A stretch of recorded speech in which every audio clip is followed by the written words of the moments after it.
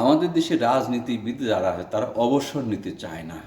তারা রাজনীতি করতে করতে বুড়ো হয়ে গেছে, অসুস্থ হয়ে গেছে, মরে যেতে চাইছে, তারপরেও তারা অবসর নিতে চায় না। যারা 50 বছর হলে রাজনীতি করে কিন্তু দেশের এত অবস্থা যে এর সে বেশি আর ভালো তারা করতে পারতেছে না, অতএব তাদের অবসর নেওয়া উচিত। তাদেরকে, তরুণদেরকে সামনে দিয়ে তারা পিছিয়ে যে বলা উচিত ছিল, উষার দুয়ারে হানবি আঘাত, তোরাই আনিবি রাঙ্গা প্রভাত, তোরাই টুটাবি তিমির রাধে বাধার বিন্ধ্যাচল।